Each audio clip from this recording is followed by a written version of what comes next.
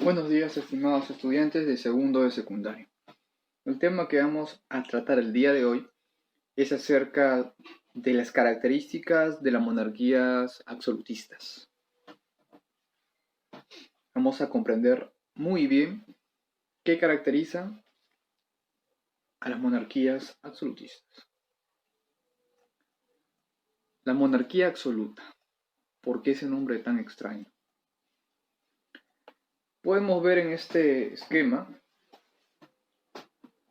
cómo en los siglos XV, XVI, XVII y XVIII evolucionaron las monarquías. De monarquías nacionales del siglo XV y XVI, cómo evolucionaron para el siglo XVII y XVIII a monarquías absolutistas.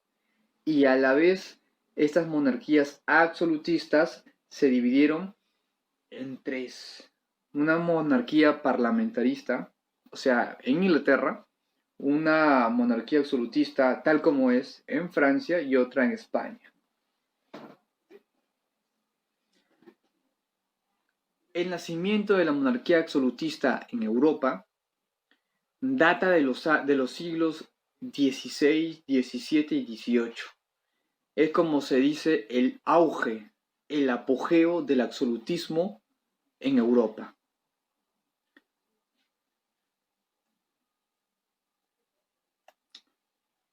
¿Por qué surgen las monarquías absolutistas?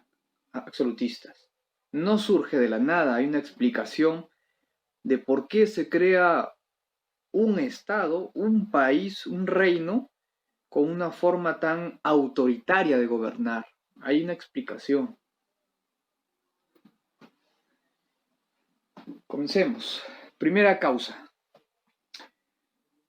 La nobleza, ya sea nobleza inglesa, española, francesa, de cualquier reino en el mundo y cualquier país en el mundo, necesitaba que una persona acumule todo el poder. Necesitaba que una persona estabilice la economía. Y la única forma de acumular poder y estabilizar la economía es mediante una monarquía absolutista, donde hay un rey que tiene el poder total. Otra causa es que los movimientos reformantes, o sea, por ejemplo, el luteranismo, el calvinismo, cada vez tenían más seguidores.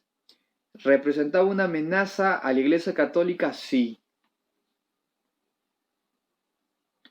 Por tal motivo, el poder del Papa católico fue disminuyendo.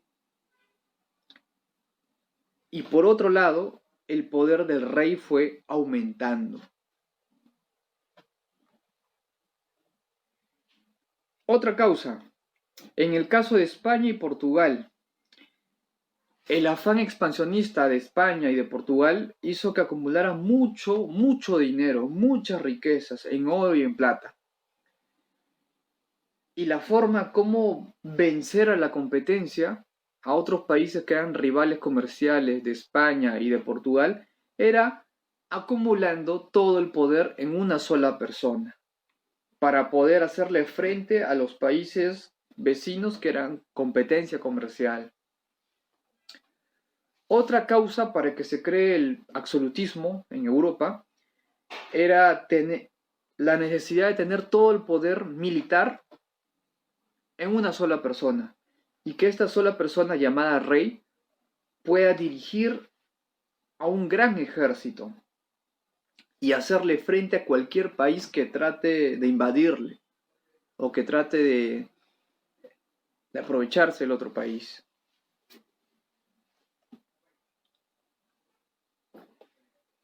Esas fueron las causas de por qué se crea una monarquía absolutista.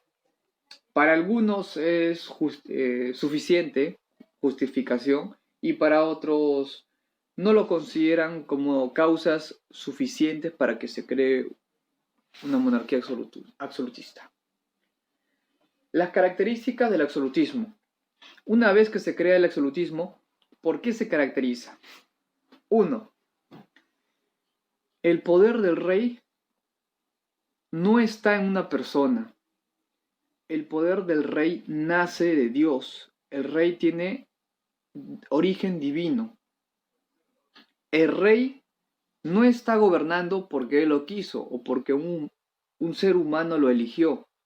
El rey está gobernando porque Dios lo puso en el trono. Esa es una característica del absolutismo. Segunda, todo el poder del país, todo el poder se concentra en una sola persona, llamada el rey.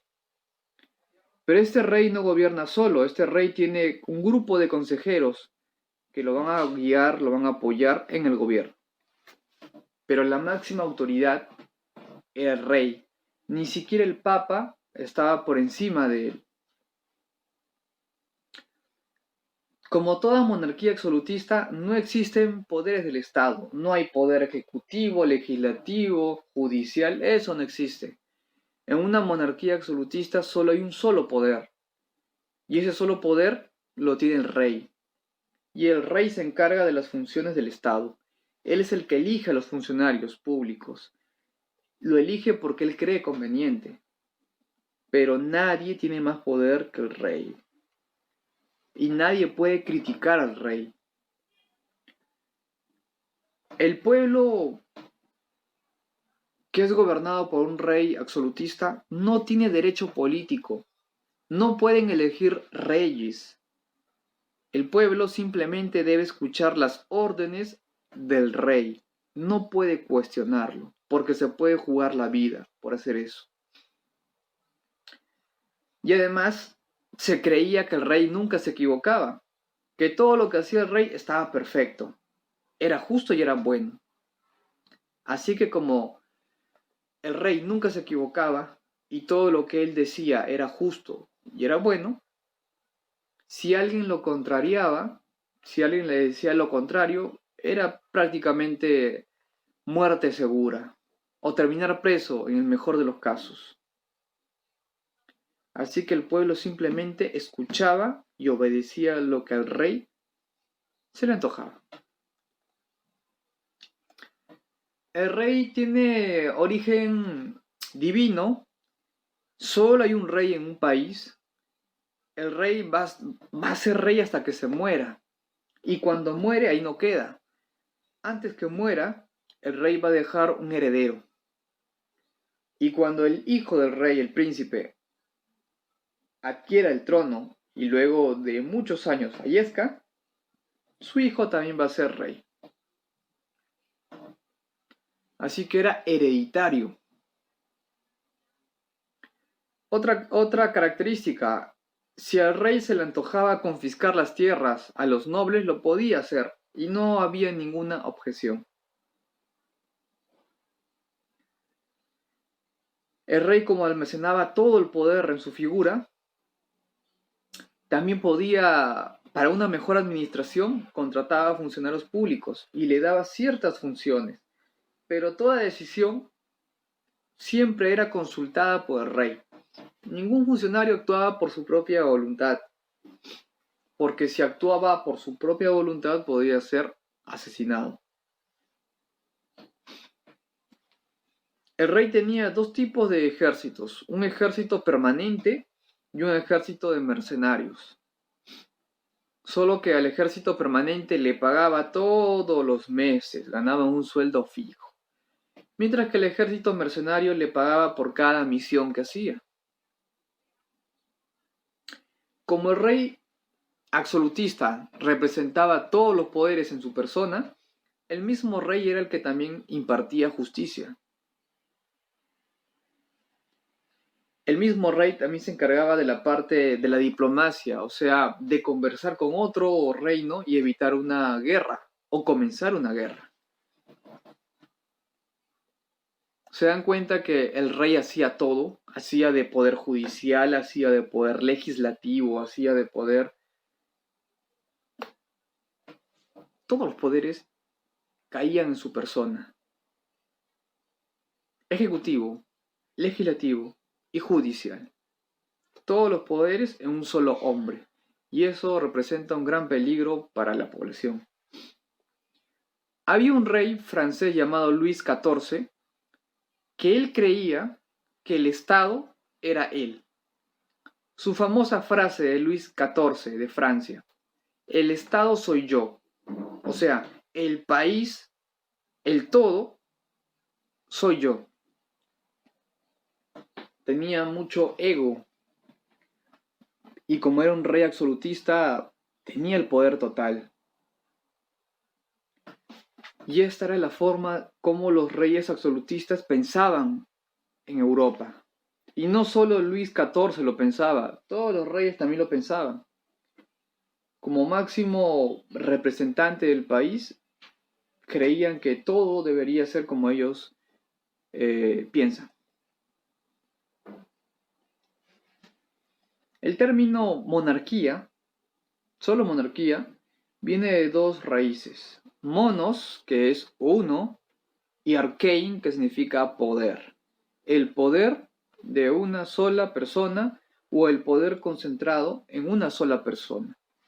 Por eso en la definición de monarquía, y sobre todo absolutista, es rey con todo el poder en su persona. Por lo tanto, el monarca, o sea, el rey absolutista, representa la ley. El monarca puede crear leyes. El monarca tiene origen divino, es una autoridad santa. Y el monarca, lo que él propone, todo lo que crea el rey, siempre está sujeta a la razón. Y sabemos que no es cierto. Está sujeta al rey, a lo que él cree, está sujeta también a su estado de ánimo. No es objetivo, sino que es subjetivo las decisiones que él toma, porque en muchos casos no lo consulta.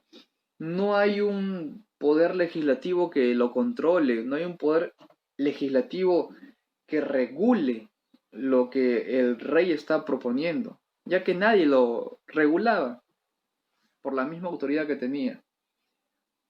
El rey era hereditario, su trono era hereditario para su hijo, o sea, fallecía el rey, su hijo lo heredaba, y así sucesivamente. Mientras que el pueblo no tenía derechos, el pueblo no votaba, el pueblo no tenía libertades, mientras que el rey sí y mucho. Era prácticamente como un dios en la tierra. Por eso surgen varios filósofos, varios pensadores que en vez de criticar a la monarquía absolutista, que es una monarquía abusiva, autoritaria, en vez de criticarlo van a apoyar. Y de hecho, si apoyan el absolutismo es porque quieren caerle muy bien al rey también. Por ejemplo, tenemos a Nicolás Maquiavelo. Su obra más conocida, El Príncipe. En esta obra, El Príncipe, es como una especie de manual. Es un manual en el cual te explica cómo tú debes gobernar, cómo tú debes llegar al poder utilizando los medios que sean necesarios. Y también explica cómo el rey debe poner mano dura y debe cuidar o velar por la seguridad. Hay una frase que se extrae de la obra El Príncipe de Maquiavelo, que es: el fin justifica los medios. ¿Qué te quiere decir? Que no importa lo que tú vayas a hacer, lo que realmente importa es el resultado final. Si en el transcurso tú puedes matar, tú puedes sobornar, está bien, puedes hacerlo. Si tú para llegar a un objetivo final tienes que hacer hasta atentar contra la vida de una persona, hazlo. Lo que importa es el resultado final, y más si eres un rey. Así que Maquiavelo justificaba el absolutismo. Otro pensador, Thomas Hobbes, en su libro llamado El Leviatán, ¿qué dice?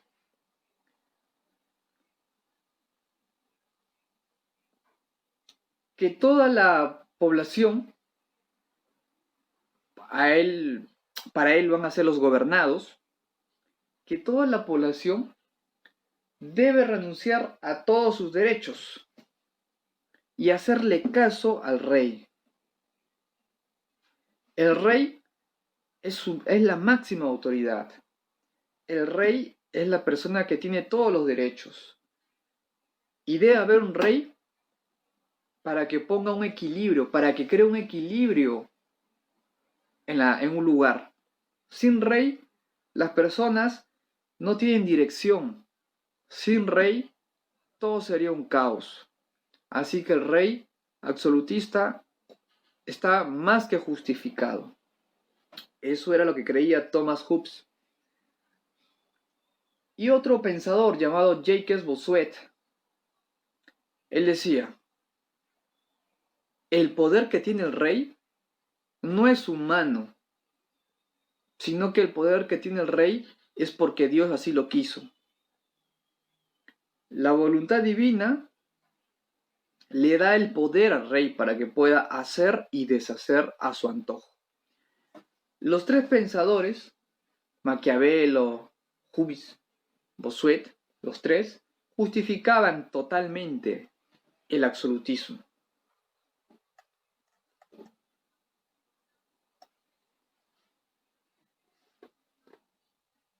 Bueno, el surgimiento del absolutismo ya lo hemos visto en las causas del absolutismo.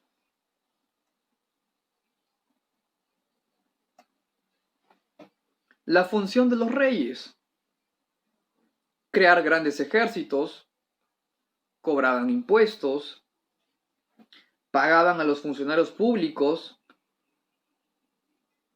impartían justicia. Y habían dos tipos de ejércitos: un ejército de mercenarios, un ejército que solo se les pagaba por campañas o por misiones, y un ejército permanente, que quiere decir que son soldados que se le paga siempre, que se alimentan siempre y que están disponibles todo el año. Entonces, ¿por qué hay dos ejércitos? ¿Y por qué no solo se quedan con el ejército permanente? Porque el ejército de mercenarios puede ir a zonas muy complicadas y donde sabe el rey que en muchos casos no van a sobrevivir. Mientras que el ejército permanente tiene otro tipo de función, que es el resguardo de todo el reino. Y en caso de guerra también participan. Solo que en el caso de los mercenarios son personas que trabajan por misiones. No tienen una preparación moral, sino que pueden hacer lo que ellos quieran siempre y cuando tú le pagues. En este contexto del pleno absolutismo europeo, se crea el mercantilismo. La pregunta que todos nos hacemos: ¿qué es el mercantilismo? Me dirán, viene de mercados. Claro que tiene que ver con los mercados, pero ¿qué es específicamente el mercantilismo? Hay pros, hay contras. ¿Qué es? Muchas definiciones, pero una muy sencilla. El mercantilismo es un sistema económico que lo único que busca es que se desarrolle el comercio, que se desarrolle la exportación. Por lo tanto, un país crece cuando exporta y cuando tiene más actividad comercial. Y también, claro, cuando invierte en nuevas tecnologías. Pero aquí solo nos enfocamos en la parte comercial y económica. El mercantilismo busca exportar y comerciar. Y un estado que más exporta, que más comercia, es un estado rico. Pero un estado rico siempre tiene enemigos. Siempre tiene a países que no van a estar de acuerdo con la prosperidad económica. Y para eso necesitan un rey muy poderoso, con mucho mando. Y este rey es los famosos monarcas absolutistas. El mercantilismo es justificado porque hay un monarca que tiene todo el poder. Así que lo importante en el mercantilismo es el comercio, ya sea exterior o interior, la manufactura y luego esto, la venta al exterior.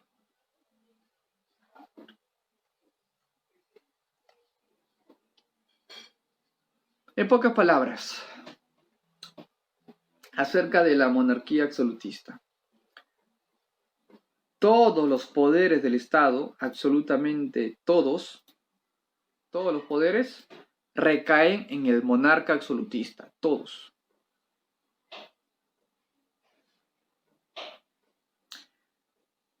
¿Cómo el rey adquiere más respeto o miedo?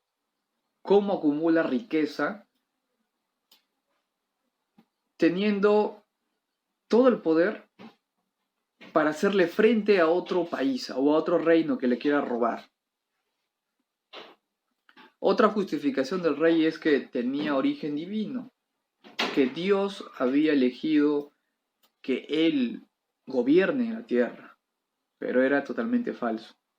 Bueno, solo el rey y y la nobleza, y hasta el pueblo también se la creía. El rey sabía que no era cierto, el rey sabía que no tenía ningún origen divino, simplemente para hacer gala de su origen, de su supuesto origen, lo decía. Así como el rey era autoritario, también por otro lado, la parte negativa, para poder acumular mucha riqueza el rey tuvo que elevar los impuestos.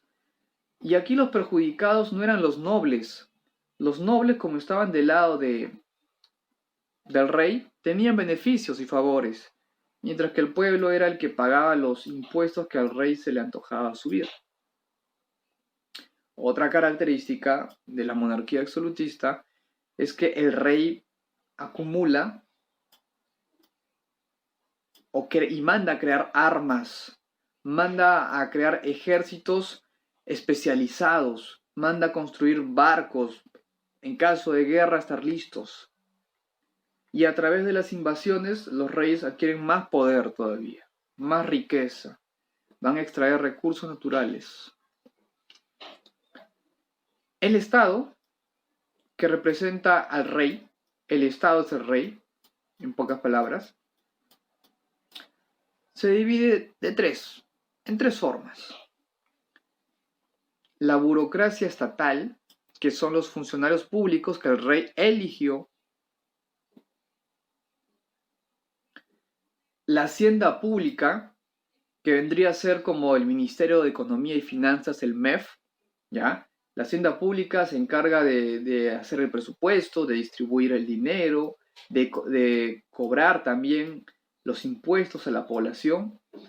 Y el tercer grupo de poder es el ejército profesional, un ejército que mensualmente recibe un salario, alimento, y que están preparados para que en cualquier momento vayan a la guerra. Esta burocracia estatal se encargaba de la parte política y la hacienda pública se encargaba de todo lo relacionado a la economía. Y de esta forma podemos decir que esta era la versión de un Estado moderno. Esto es un Estado moderno. Era la concepción que se tenía en ese entonces. Muy bien, nos vemos en una siguiente clase.